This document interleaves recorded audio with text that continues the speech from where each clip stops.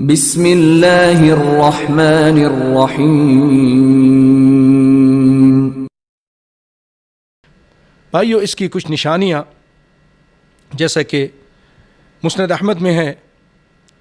وہ نشانی یہ ہے کہ ان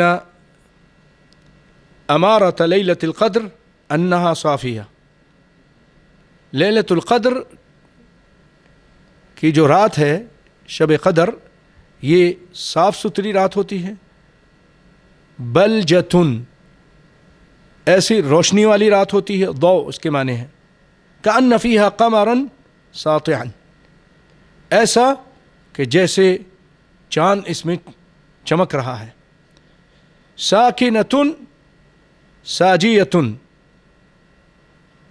یہ ساکن پرسکون رات ہوتی ہے، ساجیتن ہادیہ، یعنی بہت ہدوء والی، لا برد فیہا ولا حر، نہ یہ رات میں زیادہ سردی ہوتی ہے نہ ہی گرمی ہوتی ہے، ولا یحل لکوکب یرما بہ فیہا، اس رات میں شیطان کو جو ستارے مارے جاتے ہیں وہ نہیں ہوتا، یعنی ستارے ٹوٹتے نہیں اور وہ گرتے نہیں ہیں جیسا کہ اکثر راتوں میں ہوتا ہے، یہاں تک کہ صبح ہو جائے۔ وَإِنَّ أَمَارَتَهَا أَنَّ الشَّمْسَ صَبِيحَتَهَا تَخْرُجُ مُسْتَوِيَّةً، اور ایک نشانی یہ ہے کہ لیلۃ القدر کی صبح میں سورج تخرج مستویہ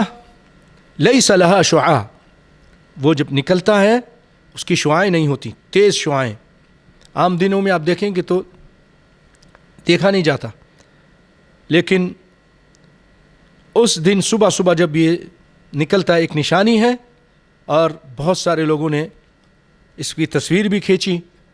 واقعی اور بتایا کہ فلاں رات جب اس کے بعد ہم نے اس کی تصویر کھینچی تو اس میں شعاع نہیں تھی، اس کو دیکھنے میں تکلیف نہیں ہو رہی تھی، مثل القمر، جیسے کہ چاند، لیلۃ البدر، جیسے چاند ہوتا ہے، لیلۃ چودھویں کا چاند، اس طرح کا سورج چاند کی طرح نظر آتا ہے۔ ولا يحل للشیطان ان یخرج معها یومئذ،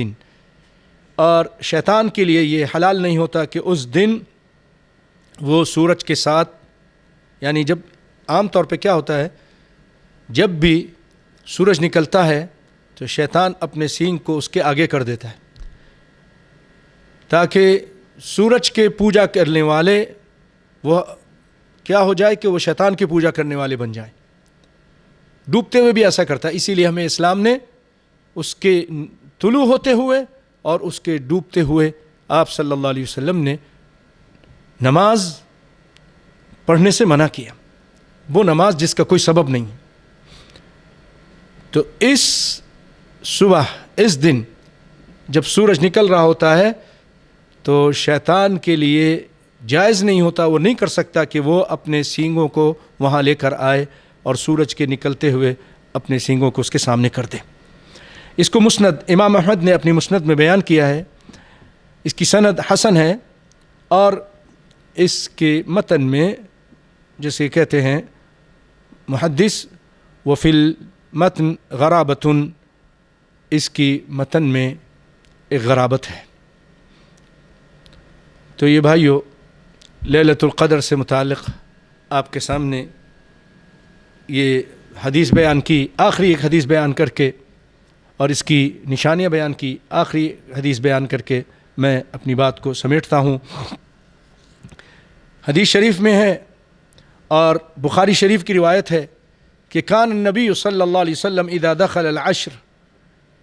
کہ جب یہ 10 راتیں داخل ہو جاتی تھیں تو آپ صلی اللہ علیہ وسلم شد مئزرہ، اپنی کمر کس لیتے تھے، وَأَحْيَا لَيْلَةً أَوْ أَيْقَظَ أَهْلَهُ وَأَحْيَا لَيْلَةً، کہ اپنے گھر والوں کو بھی جگاتے تھے اور رات جاگتے تھے اور رات کو عبادت میں گزارتے تھے۔ اللہ تعالیٰ سے دعا ہے کہ اللہ تعالیٰ ہمیں یہ رات نصیب فرمائے